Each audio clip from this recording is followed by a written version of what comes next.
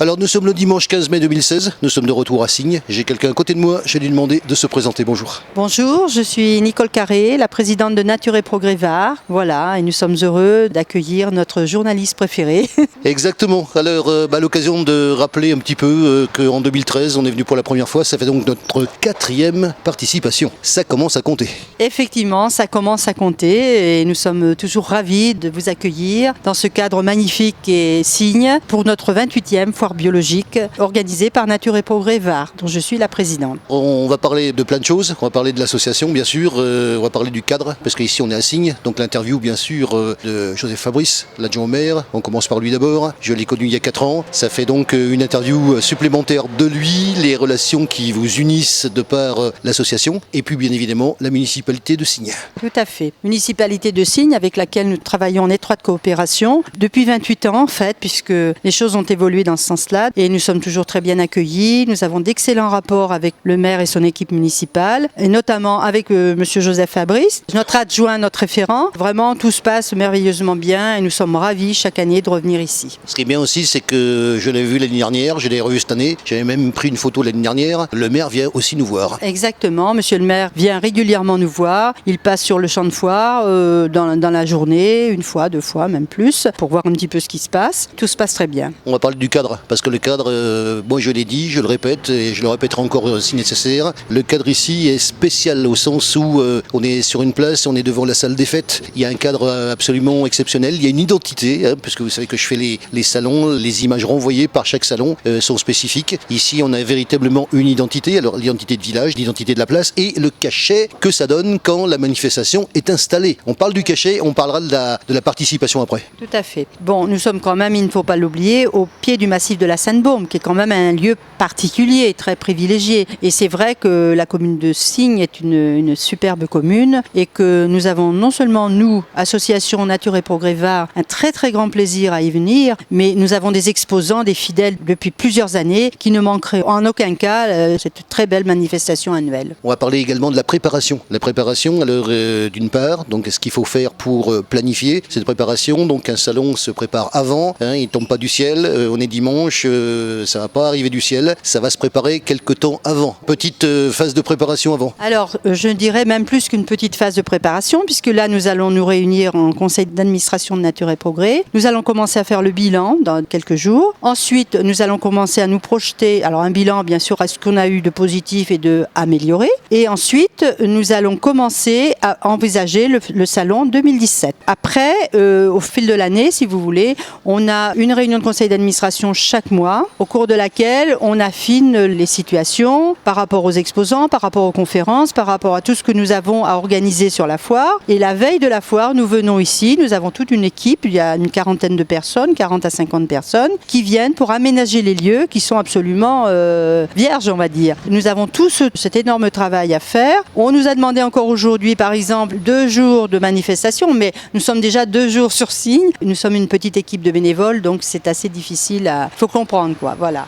On va bien sûr parler de cette édition 2016. Qu'est-ce qu'elle a de particulier au niveau notamment des exposants? Alors bien sûr, comme à chaque fois, je vois des gens qui viennent pour la première fois, parce qu'il y a des nouveaux. Il y a bien sûr des gens qui reviennent. Donc du point de vue exposant, cette année 2016, qui se tient le 15 mai, qu'est-ce qu'elle a de particulier? Cette année, elle a comme particularité d'avoir à peu près 20% de nouveaux exposants. C'est-à-dire que chaque année, nous avons des nouveaux exposants parce que des anciens ne peuvent plus venir pour une raison ou une autre, souvent des raisons personnelles d'ailleurs. Cette année, c'était assez exceptionnel puisque nous avons eu pour la première fois, je dirais, autant de nouveaux, c'est-à-dire à peu près une bonne vingtaine de pourcents de nouveaux. Des nouveaux qui viennent un petit peu de partout, non seulement de la région, mais même au-delà. Nous avons par exemple des gens qui viennent d'Auvergne, qui viennent de Bordeaux, qui viennent dans des domaines tout à fait divers. C'est quelque chose qu'on aime beaucoup parce que comme nous avons beaucoup de clients fidèles, enfin de visiteurs fidèles, pour eux c'est un plus aussi, comme pour nous d'ailleurs. C'est un plus, ça leur permet de découvrir des produits nouveaux, de voir des régions aussi nouvelles et c'est vraiment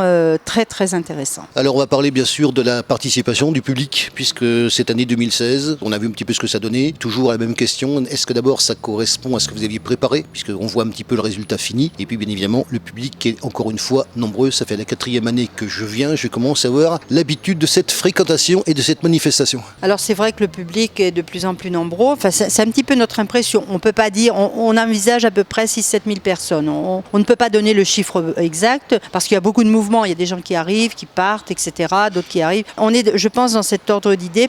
On le voit aussi par rapport aux parkings qui sont toujours pleins. On le voit aussi par rapport aux allées qui sont bien encombrées. Par rapport à nos exposants qui nous disent oui, on a très bien travaillé, etc.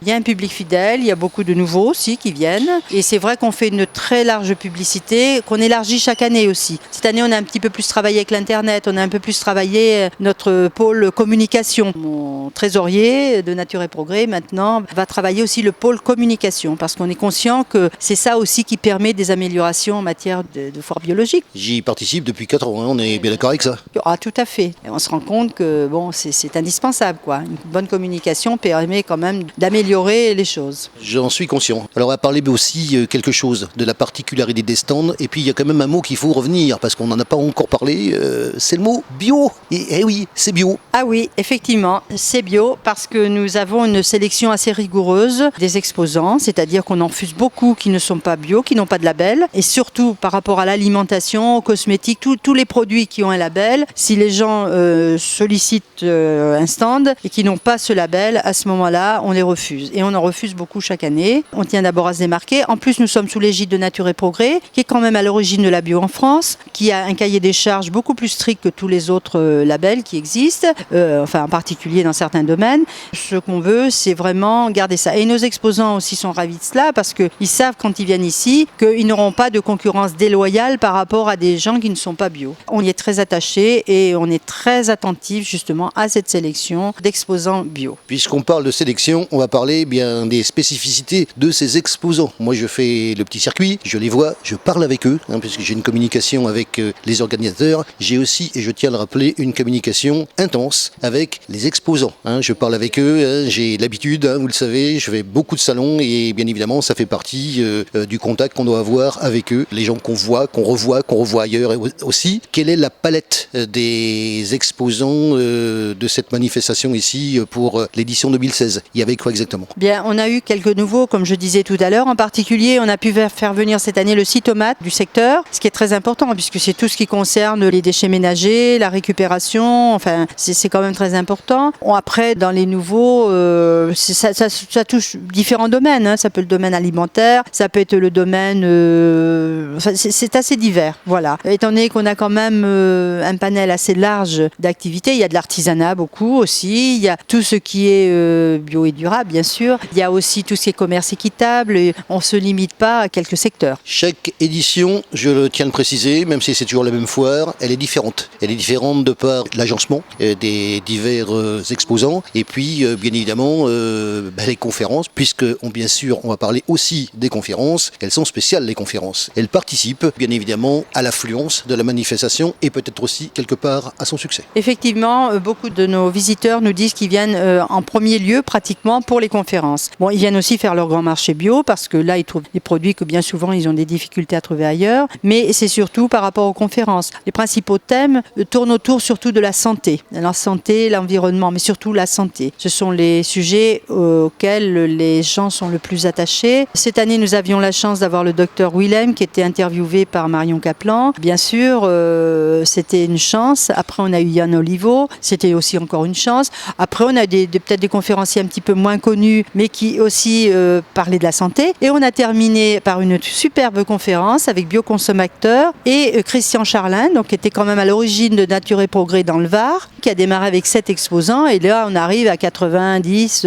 exposants. Il y a une belle progression en 28 ans. Là, il y a une très très belle conférence là autour de l'agriculture, justement, animée par Christian et Bernard Astruc. Et là, franchement, ça a eu un très très beau succès. Les gens étaient très intéressés et vraiment, c'était un très très grand moment. L'agriculture en général, quand on fait ces thèmes-là, on a très peu de monde. Là, bon, peut-être que c'était les deux personnalités de Christian et de Bernard qui ont fait venir un peu plus de monde. Et franchement, très très intéressant. On est vraiment ravis quand on voit des résultats comme ça, parce que c'est un petit peu le fruit de tout un travail, d'une année de préparation et de choix de sujets, de thèmes qui collent à une réalité de terrain et à des besoins Les gens ont ces besoins d'informations autres que ce que les médias donnent. On a vraiment des informations. En plus, ce sont des expériences vécues. Christian, lui, c'est une expérience vécue depuis 40 ans. 40 ans, je dirais presque, pas de galère, mais presque dans un secteur qui est extrêmement difficile. L'agriculture, ça a toujours été difficile, mais la bio, ça l'est encore plus.